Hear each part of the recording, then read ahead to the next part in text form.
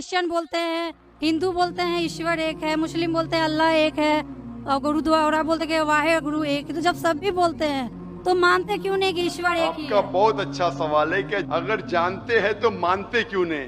इसके मेन जिम्मेदार है धर्म के अधिकारी, धर्म अधिकारी। धर्म अधिकारी नहीं चाहते कि सब लोग इसको माने। जाने ठीक है, लेकिन मानने लगेंगे तो उनकी दुकान बंद हो जाएंगी। लेकिन यहाँ पे दुकान बंद है। और हर धर्म में कुछ लोग हैं जो नहीं चाहते कि सब धर्म मानने वाले अपनी किताब के करीब आए, नहीं तो उनकी दुकान बंद हो जाए। हर धर्म में ऐसे लोग हैं, नहीं तो उनकी दुकान बंद हो जाएंगी। तो इसीलिए मेरी सबसे ज्यादा कोशिश रहती है कि लोगों को अपने धर्म की किताब के करीब ले जाए सबसे पहला। तो मैं कहता हूं मुसलमान और गैर मुसलमान को अपनी धार्मिक किताब पढ़ो, उन पे तहकीक करो। जो यकसान है तो उसके ऊपर दाओ पहला। तो इसीलिए जितने धर्म अधिकारी है, धर्म के आम पब्लिक तो मेरे फेवर में, देखो आम पब्लिक अवाम, चाहे मुसलमान की हो, हिंदू की हो, ईसाई की हो, साथ में है। लेकिन ये धर्म अधिकारी जो अक्सर है वो नहीं चाहते कि सब लोग एक हो जाएंगे तो दुकान बंद हो जाएंगी। तो ये मेन प्रॉब्लम है धर्म अधिकारी का। इसीलिए अगर सर्व धर्म के मानने वाले अपनी किताब का तर्जुमा पढ़े, सही मानी से उस पे अमल करे, तो सब लोग एक ईश्वर के पास आएंगे और एक ईश्वर को मानेंगे और उसके अलावा किसी की इबादत नहीं करेंगे।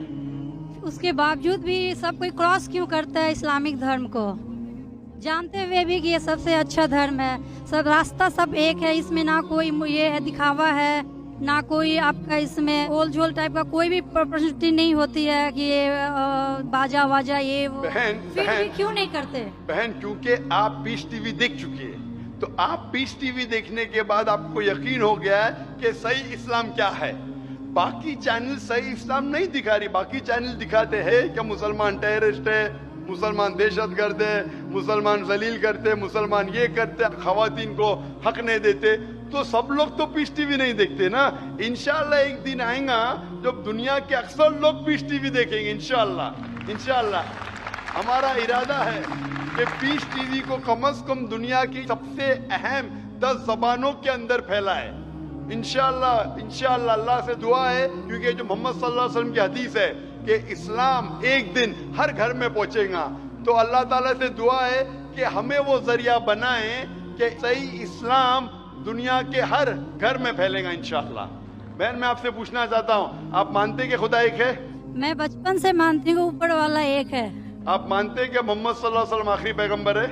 हाँ, ये सब बचपन से ही पता है मुझे। तो मैं आपसे पूछता हूँ डॉक्टर श्वेता, जब आप मानते खुदा एक है, आप मानते बुत परस्ती गलत है, आप मानते मोहम्मद सल्लल्लाहु अलैहि वसल्लम आखिरी पैगंबर है, तो उसका मतलब आप मुसलमान हो चुके हैं। हाँ, ये एक चीज मैं सवाल करना चाह रही थी आपसे। जी हाँ। कि आपके मन में जो भी आप धर्म अपना रहे हो, ये तो जरूरी नहीं होता कि आप उसे रिप्लेस करें पब्लिक के बीच में। जरूरी नहीं है। और अगर आप मन से मानते हैं तो और ऊपर वाला जान रहा है कि आप क्या हैं, और ऊपर वाले को ही मानते हुए सारा चीज फॉलो कर रहे हैं, तो क्या जरूरी होता है कि मुस्लिम बताए ही कि हम मुस्लिम हैं? बहन का बहुत अच्छा सवाल है कि अगर मन से माने काफी नहीं, क्या जाहिर करना जरूरी नहीं है?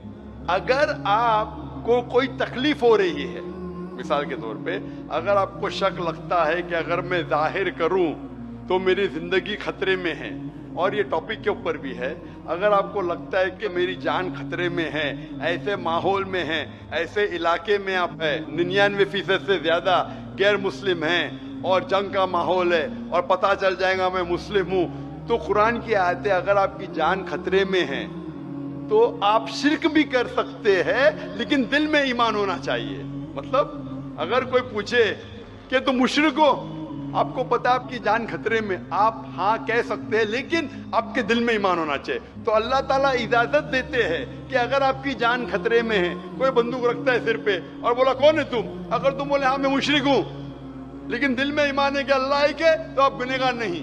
तो अगर आपको डर है कि आपके इज़हार करने की वजह से आपकी जान खतरे में है या कुछ तकलीफ आ सकती, तो मत इज़हार करो। लेकिन इज़हार करने से फॉलो करना आसान है।